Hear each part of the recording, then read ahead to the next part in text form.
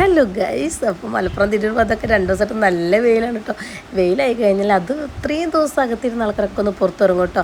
അങ്ങനെ ഇറങ്ങിയ ആളാണ് ഞാനും. പുറത്തിറങ്ങിയപ്പോൾ മത്തൻ്റെ ഇല നന്നായിട്ടുണ്ട്, അതിൻ്റെ കൂടെ ഇടക്കും തലക്കൊക്കെ പൂക്കളുണ്ട് കേട്ടോ. അപ്പോൾ കുഞ്ഞുങ്ങൾ പറഞ്ഞു കുറച്ച് പൂക്കൾ പറിക്കാനായി. എന്താ കാര്യം എന്ന് ചോദിച്ചപ്പോൾ അതൊക്കെ ഒരു വഴിയുണ്ട്, നീ പറിച്ചിട്ട് വന്നു പറഞ്ഞു.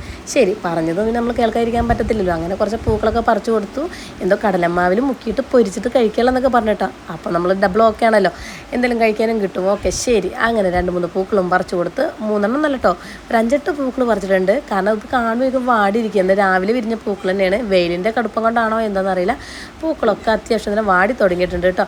പക്ഷെ പൂക്കൾ ഫ്രഷ് പൂക്കൾ തന്നെയാണ്. ഇനി അത്രയും ദിവസം മഴ കൊണ്ട് തണുപ്പ് ഇതായതല്ലേ, പെട്ടെന്ന് ചൂടും കൂടെ അങ്ങ് തട്ടിയപ്പോഴൊക്കെ പൂക്കളൊക്കെ നന്നായിട്ട് തന്നെ വാടി ഇരിക്കും പോലെ തോന്നുന്നത്. അങ്ങനെ നമ്മൾ മുറ്റത്തോട്ട് ഇറങ്ങി ബാക്കി പരിപാടികൾ ഞാൻ കഴിഞ്ഞ മാസം ചാരി വെച്ച ഓലകൾ അതുപോലെ തന്നെ ഇരിക്കുകയാണ്. പിന്നെ ആരും തൊടരുതേ, മുത്ത് വന്നിട്ട് തൊട്ടാൽ മതി എന്നുള്ള രീതിയിൽ തന്നെയാണ് ഓലകളൊക്കെ ഇരിക്കുന്നത് കേട്ടോ. കാരണം ആരും തൊടാൻ പോകത്തില്ല, അവന് ഓലക്കറിയാം. ഞാൻ വന്നാൽ മാത്രം ഞാൻ അവിടെ നിർത്ത് സ്ഥാനം മാറ്റുള്ളൂ എന്ന് കേട്ടോ. അങ്ങനെ നമ്മൾ വന്ന് നോക്കിയപ്പോൾ അതുപോലെ തന്നെ ഇരിക്കണ്ടേ ഓല, ഇതൊക്കെ അതുപോലെ തന്നെ. അങ്ങനെ ചാരി വെച്ച ഓലക്ക് ഒരു കേടുപാടും വീട്ടിലൊരു വരുത്തിയിട്ടില്ല കേട്ടോ. കാരണം വെച്ചാൽ ആരും തൊടാൻ പോയിട്ടില്ല, ഓല അവിടെ തന്നെ നിൽക്കുവാണ്. പിന്നെ ഓല പൊക്കി നോക്കിയപ്പോൾ നിറയെ ചേരട്ടാണ് കേട്ടോ. ഞങ്ങളവിടെ തന്നെ ചേരട്ടാന്നാണ് പറയുക, നിങ്ങളുടെ നാട്ടിൽ എന്താ പറയാന്നുള്ള പറയണം കേട്ടോ. കാണുമ്പോൾ നമ്മളെ പണ്ടത്തെ ട്രെയിനിൽ നിന്നൊക്കെ പറയട്ടെ, ഞങ്ങൾ തീവണ്ടിയാണ് പോകണമെന്നൊക്കെ പറയും കേട്ടോ. അപ്പോൾ നിറയെ ചേരട്ടുണ്ട്. അങ്ങനെ ഓലൻ്റെ സ്ഥാനം പാവം അവരെ ഞാൻ അവിടെ നിന്ന് രക്ഷപ്പെടുത്തി കേട്ടോ. അങ്ങനെ എല്ലാവരും തന്നെ എടുത്തിട്ട് ഞാൻ മുറ്റത്തോട്ട് ഇട്ട് പരത്തി അങ്ങോട്ടിട്ടുണ്ട്. കാരണം ഇത് വൈകിട്ടാകുമ്പോൾ ഈ വെയിലത്ത് കിടന്നിട്ട് പപ്പടം പോലെ അങ്ങോട്ട് ഉണങ്ങണം ഗൈസ്. എന്നിട്ട് നമുക്ക് അത് മടക്കല്ല, നന്നായിട്ട് വെട്ടി അയഞ്ഞ് കെട്ടിയെടുത്ത് വെക്കണേ. അങ്ങനെ ഇനിയുണ്ട് കുറച്ചും കൂടെ ഉണ്ട് കേട്ടോ. പിന്നെയുള്ള കുറച്ച് മടലാണ്, പാമ്പിൻ്റെ പത്തി പോലെ ഇരിക്കണം, കുറച്ച് പത്തി മടലാളുണ്ട്. അപ്പോൾ അതെടുക്കണം. പിന്നെ കുറച്ച് തേങ്ങ ഉണ്ടായിരുന്നു കേട്ടോ. തേങ്ങ നമ്മളെ തേങ്ങ തന്നെയാണ്. ഇനി പറമ്പത്തെ മുതലാളി ഓടി വരണ്ട, നമ്മളെ തേങ്ങ തന്നെയാണ് മുറ്റത്തിട്ടതായിരുന്നത്. അപ്പോൾ അതൊക്കെ കൂടി വാരി കൂട്ടിയെടുത്തിട്ടുണ്ട്. ആകെ 3-4 ഉള്ളൂ. പിന്നെ കുറച്ച് ഓലയും കൂടി ഉണ്ടായിരുന്നു, അതും കൂടി നമ്മൾ നന്നായിട്ട് വെയിലത്തിട്ടതാവുകയാണ്. ഇനി ഞാൻ കരിഞ്ഞു പോകുന്നതാണ് എനിക്ക് ചെറിയ സംശയം. കാരണം വെച്ചാൽ അത്രയും വെയിലുണ്ട്, ഓല ഉണങ്ങണ കൂടുതൽ ഞാനും കൂടി ഉണങ്ങുമെന്ന് ചെറിയ പേടി കേട്ടോ. കാരണം പേടിക്കാൻ അത്രയും വലിയ സൂര്യൻ കറുത്താലും ഇനി നമ്മൾ കറക്കാനൊന്നും പോകുന്നില്ല കേട്ടോ. ഇതൊക്കെ നമ്മളെ ഗ്യാരണ്ടി കളറാണല്ലോ. അങ്ങനെ ഇത് ഞാൻ എന്ത് ചെയ്യണമെന്ന് അറിയാൻ വേണ്ടി ഉണ്ണിക്കുട്ടൻ കൂടി എൻ്റെ പിന്നാലെ വന്നിട്ടുണ്ട് കേട്ടോ. അതിന് ഉണ്ണിക്കുട്ടൻ വന്നപ്പോൾ അതൊക്കെ എടുക്കുന്ന ഒരു മാങ്ങ, മുത്തമ്മേ മാങ്ങ വേഗം കൊണ്ട് തന്നിട്ടോ. അപ്പോൾ കഴിഞ്ഞ തവണ വന്നപ്പോൾ ഫുൾ ജ്യൂസ് ഇടായിരുന്നേ. അപ്പോൾ ഇത്തവണ തന്നെ കുറേ ആൾക്കാരിനോട് വെച്ച് ഇതുവരെ മാങ്ങയുടെ പ്രളയം തീർന്നില്ലേന്ന്. കാരണം പാവം മാവ് നമ്മളെയും കാത്തിരിക്കുകയാണ്. പിന്നെ മാങ്ങ ജ്യൂസ് അടിക്കാൻ വേണ്ടിയുള്ള അത്രയും മാങ്ങ കിട്ടില്ല കേട്ടോ. പിന്നെ ആകുള്ളൊരു ഗുണം എന്താണെന്ന് വെച്ച് കഴിഞ്ഞാൽ ഈ മാവേലുണ്ടായിരുന്ന ഒരു മാങ്ങയെപ്പോലും പുഴുക്കളെ ഞാൻ കണ്ടില്ല കേട്ടോ. ഇനി എൻ്റെ കണ്ണിൻ്റെ പ്രശ്നമാണോ എന്തെന്ന് അറിയില്ല, അതുകൊണ്ട് ഞാൻ മുറിച്ചതിന് ശേഷം ഞാൻ എല്ലാവരും കാണിച്ചു കൊടുക്കുന്നുണ്ട് പുഴുക്കളുണ്ടോന്ന്. പക്ഷേ അങ്ങനെ ഒരു ഗുണമുണ്ട് കേട്ടോ, ഒരു മാങ്ങയിൽ പോലും പുഴുവിനെ കണ്ടില്ല കേട്ടോ. പിന്നെ അണ്ണാനെ കൊണ്ട് പറ്റും പോലെ എനിക്ക് താഴോട്ട് ഇട്ടു കേട്ടോ, കൊത്തിയിട്ട്. അപ്പോൾ നമുക്ക് അത് കഴിക്കാൻ പറ്റാത്തതുകൊണ്ട് നല്ല 2-3 കിട്ടിയപ്പോൾ അതും എടുത്തു. പിന്നെ ഒരു മത്തൻ ഉണ്ടായിട്ടുണ്ട് കേട്ടോ. മത്തന് അവിടെ ഉണ്ട്, ചെറിയ മത്തൻ ഉണ്ടായിട്ടുണ്ട്. ഇനിയും വെള്ളത്തിൽ കിടന്ന് ചീഞ്ഞു പോകുമെന്ന് വിചാരിച്ചിട്ടാണ് കഴിഞ്ഞ ദിവസം 2 നമ്മൾ പറിച്ചെടുത്തത്. നമ്മളെ കോഴിക്കൂട് വരെ പുൽക്കൂടാക്കി മാറ്റിയ മത്തൻ വള്ളിയാണ് അതൊക്കെ കേട്ടോ. അങ്ങനെ ബാക്കി ഓലകളൊക്കെ നമ്മൾ അങ്ങോട്ടും ഇങ്ങോട്ടൊക്കെ പരത്തിയിട്ടുണ്ട്. പിന്നെ പറമ്പിലാണ് കുറച്ച് പ്ലാസ്റ്റിക്കിൻ്റെ കവറുണ്ട്. നമ്മൾ മീൻ കൊണ്ടുവന്ന് കഴിഞ്ഞാലൊക്കെ പറമ്പിലിട്ടിട്ട് ഉണക്കിയെടുത്തിട്ട് ചാക്കിലാക്കി എടുത്ത് വെച്ച് കഴിഞ്ഞാൽ മാത്രമേ അവർ കൊണ്ടുപോകുള്ളൂ. നമ്മൾ നനഞ്ഞ പടമൊക്കെ ഇട്ട് കഴിയുമ്പോൾ അവർക്കും കൊണ്ടുപോകാൻ ബുദ്ധിമുട്ടാണ്. അതുകൊണ്ട് കുറച്ച് കവറും ഇതൊക്കെ ഉണ്ടായിരുന്നു, ഒക്കെ മുറ്റത്തിട്ട് നന്നായിട്ട് ഉണക്കിയെടുത്തിട്ടുണ്ട്. ഇതൊക്കെ ചാക്കിലാക്കി അവർ ഹരിത കർമ്മസേനക്കാർ വരുമ്പോൾ നമ്മൾ 50 രൂപ കൊടുത്താൽ മാത്രം പോലല്ലോ, അവർക്ക് എന്തെങ്കിലും കൊടുക്കണ്ടേ, അല്ലെങ്കിൽ മോശമല്ലേ. അതുകൊണ്ട് കുറച്ച് കവറും നമ്മൾ ഉണക്കിയെടുത്ത് വെച്ചിട്ടുണ്ട് അവർക്ക് കൊടുക്കാൻ വേണ്ടിയിട്ട് കേട്ടോ.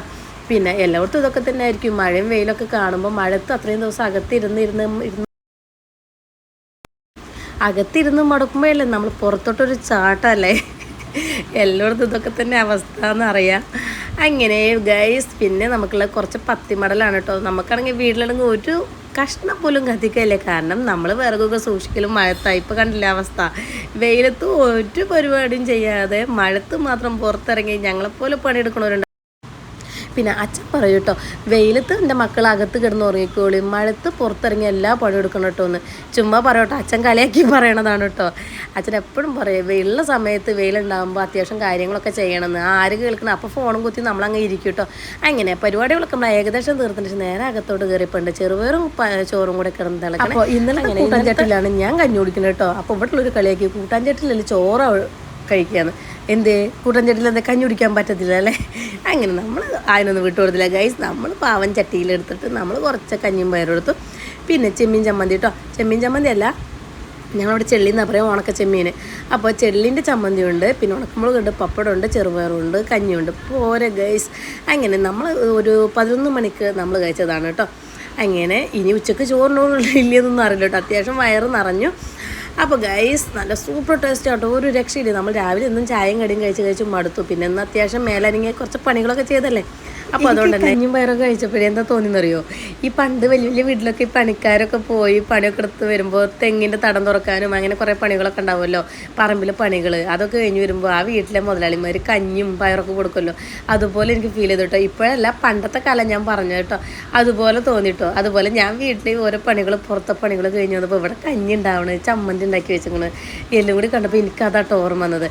പക്ഷെ നമ്മൾ മീൻ ചട്ടിയിൽ കുറച്ച് കഞ്ഞിയും കുറച്ച് പയറും കുറച്ച് ചമ്മന്തിയും ഒരു പപ്പടും ഒരു മുളക് ഇട്ടിട്ടുണ്ട് കഴിച്ചപ്പോൾ എൻ്റെ ഗൈസ് ഒരു രക്ഷയില്ല കേട്ടോ. നമ്മളെപ്പോഴെങ്കിലും പനിയും എന്നൊക്കെ നമ്മൾ കഞ്ഞി കുടിക്കാറ്.